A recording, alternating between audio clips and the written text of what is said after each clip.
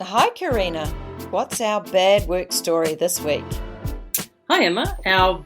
Actually, we're going to flip it. I was going to say our bad week story is all about love, but actually, that's Bad good. love.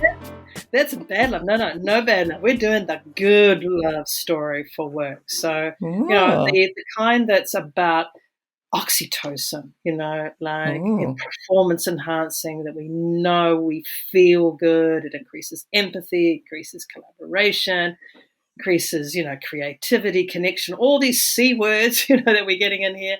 And the fact that I feel really awesome. I'm connected to something that's meaningful and exciting, and matters, in my life. So that's the kind of love I think we should talk about this week.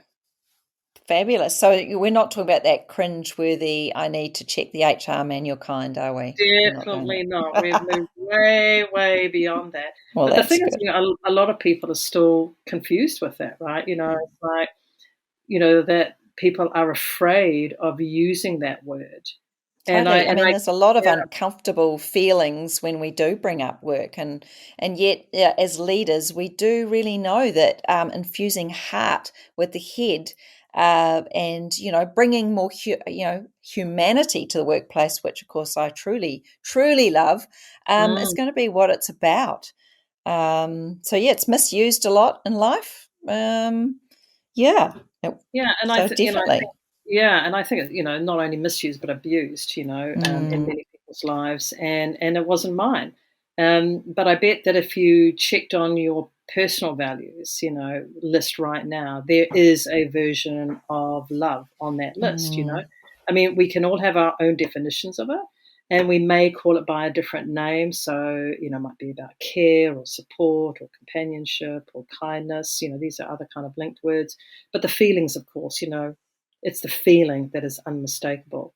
And, that's been a core part of my leadership journey, around the last, 20 odd years. It's not always been easy to achieve, but it has been the goal. And, I'm super grateful to all the experiences that I've had that have enabled me to love the work that I've done and the people I've worked with, which has included my team, clients, and of course you, Emma. Oh, absolutely. And when I live my values more, I can bring my best and happiest self. It just gives me added meaning. In fact, I tend to I definitely jump out of bed when I know I've got a call with you, Karina, because I love working together. And that connection is really important to me. It gives me great meaning and satisfaction in the work we do. That's really sweet, and a good friend of mine always used to say, "Love is the only strategy." So it's Mm. kind of like, how do we really bring that to the forth, and as we consider, next week, the traditional thing, which will be cards and candies and like sort of experiences and treats and all that kind of thing. If you are celebrating Valentine's Day, for a lot of people go, no, I'm not getting into that Mm. commercial. Mm. Valentine's Day is every day, however it is. It's a great opportunity at work to recognize, to answer the question, how can I increase that oxytocin feeling, the kind of the love quotient, if you like, in my team, because Mm. we know that there are so many benefits, to creating, expressing our love in healthy, caring ways that nourishes us, that nourishes our creativity, that nourishes, you know, nourishment for our customers, And Mm. so what could people be doing then to actually intentionally bring more care, connection, love into the workplace next week? And, stuff just next week. How about all year round? So Perfect. so what could people try, Emma? Well, excellent. Yeah, well, we've got a couple of options for you guys to put to work. How about starting your team meetings with a check-in where everyone shares something that's really valuable to them? Here's a few questions you could try. So, what are three things I'm grateful for in my life? And Mm, what do I love about our customers? And thirdly, what do I love about this team? Nice way to connect in and really be present with the people you're there. lovely. Yeah. Another option is asking your team members to bring something that represents love in their life and share it with the team. It could be a photo of a person or a location, favorite poem or quote. It could be a picture that's drawn by a child. This simple sharing will infuse, more meaningful elements of each person's lives, front and center, into the workplace. And Mm. finally, let love guide your actions in the workplace in a meaningful way to accomplish this by giving people space and not just in the physical sense. So let other people finish a sentence without interruption. Gosh, that's Amazing. revolutionary, isn't it? Totally. Oh, And, pausing when you ask a question like, how are you? How's your day? How often do we just like put these cursory sort of little comments in there and we're actually not mm, present enough to hear the answer and actually care about what's coming back at us? mm. So, be present with the person, um, regardless of who they are and what's going on.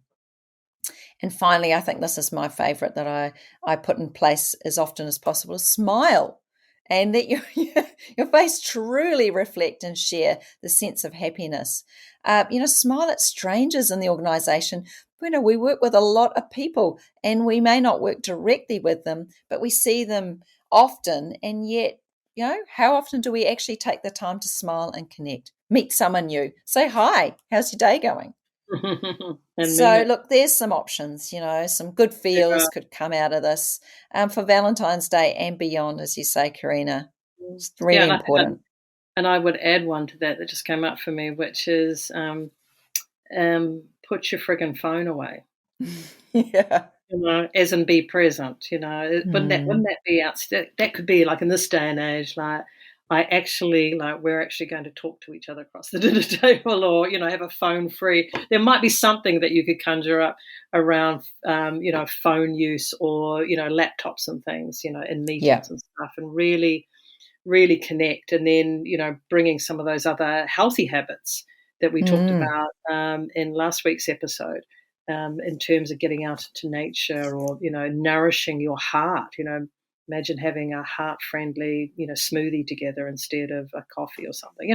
So there's loads of Mm. ways that you can really show up and be creative around the love question. The love. The love. And so, everyone, So, a little mm. thank you for staying with Emma and I on this particular track. I would love to share with you a little poem that I Oh.